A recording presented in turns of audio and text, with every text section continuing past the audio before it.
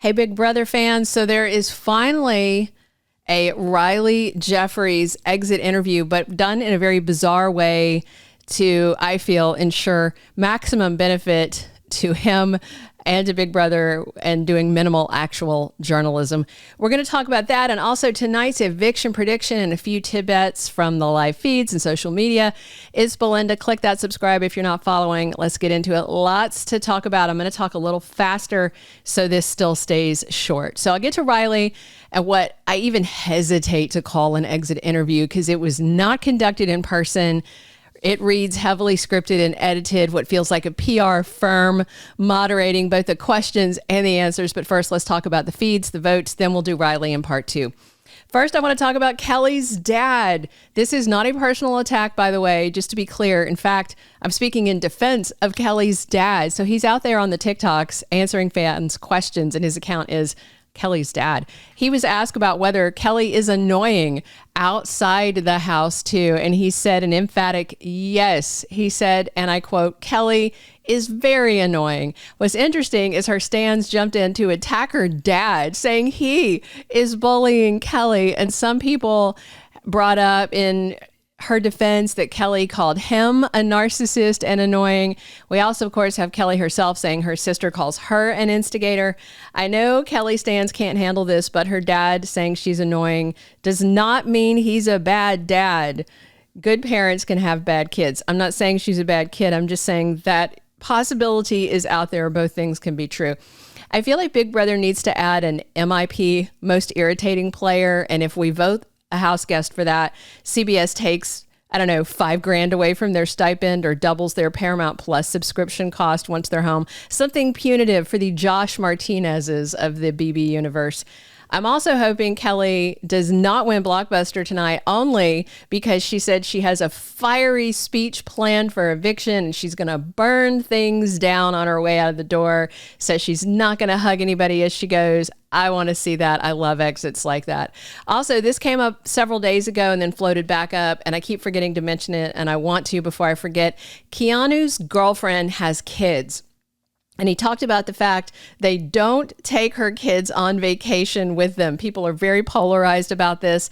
I'm not going to criticize it too heavily. I've got some friends. I've got a couple of family members that do take their kids on a vacation once a year, but then all their other trips they do without the kids all year long. And to cool places too, like Hawaii. I didn't do that. I like my kids, but to each his own, you know. It just depends on your kids, I think. Back to Kelly's dad, right?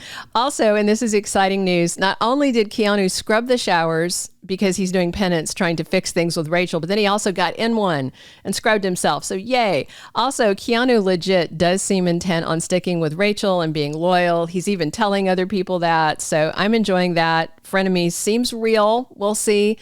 Some fun stuff from Irate Casuals came flooding in after Wednesday's nomination episode when Vince did not make the big move to renom Rachel. A crap ton of people went over to Vince's Insta and started raging in the comments there just to have an outlet. He probably needs to turn off all comments and not read them. That's what Rachel has been advising other house guests to do when they go home. Don't read the criticism. And all of us live feeders knew Rachel wasn't going on the block, but post episode, it was just this slam fest, calling him the weakest and most painful player to watch. Another comment, he waits 10 years to get on a show just to cry and play scared. That was fun. Other fun stuff on the hashtag. Somebody threw up a picture of a sloth and said, "This is all I hear and see when Lauren is on my screen." She does move slow. I'll give him that. That definitely made me laugh. Also on the feeds, Lauren and Ashley were in the train car room discussing who to evict, and we're discussing how they'd vote in a tie. And guess what? Miss Flower Power Ava was up in her bunk because she hibernates most of the day. And she heard Lauren saying she'd vote to evict Ava in any scenario. Ashley and Lauren ran to Vince, panicking when they realized she was there. Then Lauren creeps back in the room, whispering Ava's name to try and check and see if she was awake or asleep. It was so funny. She pretended to be asleep and then pretended that Lauren woke her up. It was absolute theater, guys. Real quick, eviction prediction, then we're going to talk about Rylie's exit interview. So Kelly thinks She is solid this week. And right now, Morgan wants to keep her because she won't come for her. And Keanu wants Kelly out, but says he won't vote to evict her. So weird stuff. She does have their votes. If Kelly wins the Blockbuster and it's Ava versus Catherine, we should see Ava safe with Rachel, Will, Morgan, Ashley, and Mickey voting to save her, although Catherine thinks she might have Mickey and Rachel's votes. Mickey does not know how much Ava hates her. Now, if Ava wins the BB Blockbuster and it's Kelly versus Catherine, we know for sure Keanu and Morgan are voting to evict Catherine. Lauren should vote to evict Kelly also because she's Kat's friend but doesn't want to be on the wrong side of the house. Will and Ashley and Mickey and Ava should be voting to evict Kelly. Of note is Rachel seems to waffle when Morgan works on her, but that may also be theater, so Kelly definitely could go in this scenario. And finally, if Catherine wins the Blockbuster and it's Ava versus Kelly, it seems certain that this is difficult. So you would think that Ava has the votes to stay, and I do think she does. However, people are starting to float around that if you're sitting with Ava at the end, she could win this. So I do think that Kelly is going to be much more volatile to have in jury. Rachel was interviewing Kelly to try to understand how she'd vote in the end. So this could be interesting. I still think Kelly might go. The Blockbuster this week is very important. It is Kelly's absolute best chance to lock in and stay because everybody's really tired of her. A lot of people dread being stuck in jury with her. She's alienated most of the house, but also she's not really a threat to win in the end because of those reasons. All right, let's do Riley's mess now. So the exit interview was not labeled that way. The headline was controversial. BB27 Rylie talks about Catherine. This was done with Entertainment Weekly. They're one of those big outlets that does not do actual journalism, in my opinion. They are a mouthpiece for the networks. And I say this because as a journalist myself, I'm on some networks approved list, some shows approved list. I've also been kicked off of shows approved list because I was doing actual reporting, like spilling leaks from behind the scenes, spilling results that leaked out early that I got. And I was told I couldn't do that and stay on their list. And I said, well, I'm a journalist. Do what you got to do. So, you know, there's a difference between outlets that do what the networks want them to do and people that do what I consider actual journalism. So yeah, what makes this Rylie piece super hinky to me was not done in person, nor was it over Zoom or even on the phone. It was done via email. That means every opportunity to edit and massage and control.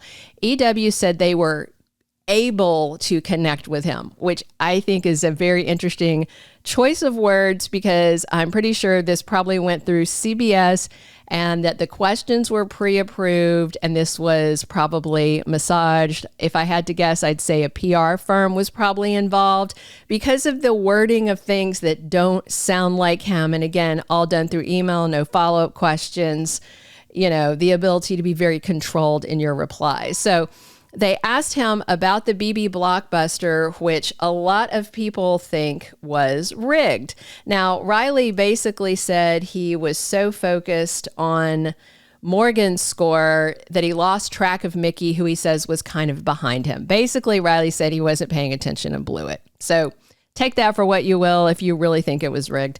Then there were two questions about Rachel that I think were intended to throw shade at her and maybe get that shade off of him to make her look bad for renoming him. And he said it blindsided him and it hurt him. And he's saying Rachel lied. Again, I'm not sure Riley's ever seen the show. I'll get to that more in a second because he's stunned at a blindside. That's a hallmark of the game. So there was a second Rachel question about him criticizing her for lying when she's a mom, and he asked, should moms not be allowed to play? I think that was supposed to be a hardball question, but let's be real, it was softball. Then they finally got to Catherine and asked him 2 questions. They said viewers think his behavior was controlling, brought up him talking about her tone of voice, them being together after BB, whether she likes it or not, and him telling her to sit down. So he talked about speaking with passion and loving with his whole heart, and his intensity was misunderstood. He said he would never intentionally disrespect anyone, but especially not Catherine. Now, I'm going to pause for a moment. I literally don't think Rylie understands people saw him on the live feeds. When Mickey stole his HOH on the feeds, he was cursing her a blue streak. It was so aggressive. F-bombs at her. It was ugly. It was so nasty, so bad. They kept cutting the feeds in and out if you were watching. So that, to me, absolute proof of intentional disrespect. He reacted similarly after he was renommed by Rachel. Rylie went on this heavy F-bomb laden tirade around the house to a bunch of different people. It was explosive. It was nasty. They kept cutting feeds and muting some of his more outrageous remarks. And so, yeah, we see what we see. And then Rylie said he respects Catherine and she makes her own choices. He said this does not reflect who he truly is. He said it's about care and loyalty, not control. So I'm going to pause again, because this was the whole thing about the veto. When it came out that Lauren 100% knew Rylie would be the renom if she played it, and that all got aired out. And then Catherine said she wanted to go back and talk to Rachel, and Rylie said, no, you are not allowed to talk to Rachel ever again. That is control. Telling someone to sit down is control. This was all classic gaslight behavior. You know, you're yelling at me when they're talking in whispers.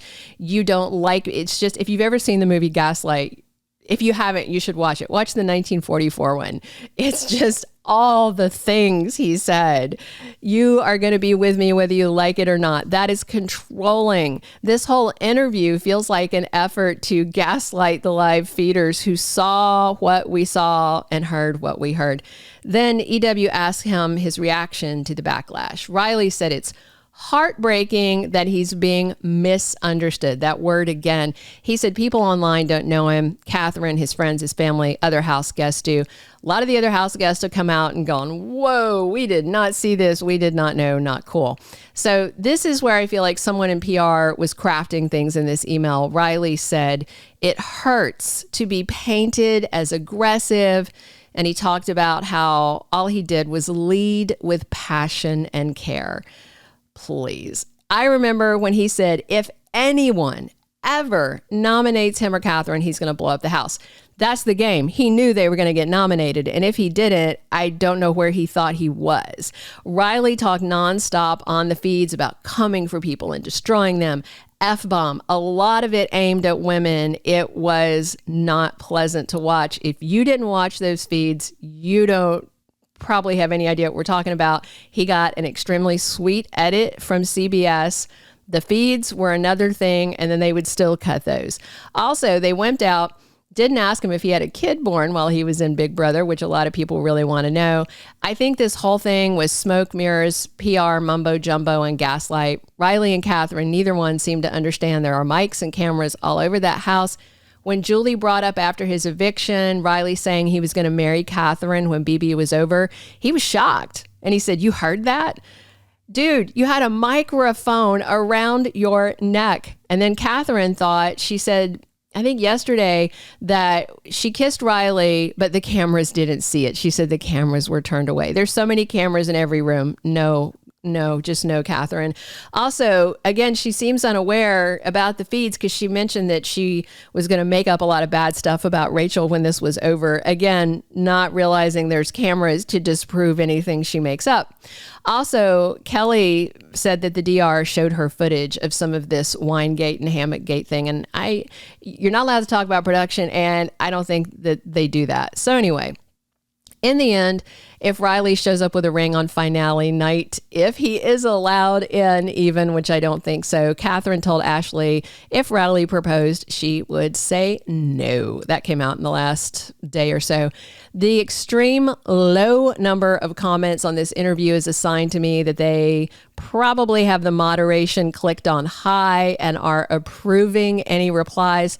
What's funny is all the comments so far are critical, but they're not scathing. So it sounds like they may be cherry picking the best of the worst when they're moderating, because usually a piece like this would have hundreds and hundreds of comments. And the last time I looked around 2 p.m. Eastern, just when I'm taping this, there was like 10 or 11 comments. It seems suspiciously low.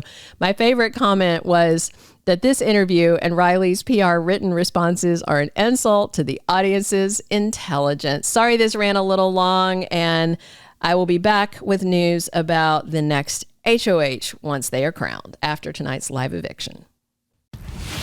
Thank you for being a loyal listener. Follow us wherever you get your podcast, because you don't want to miss the next episode. Soap Dirt is on all the major podcast platforms, including Apple Podcast, Spotify, iHeartRadio, and more.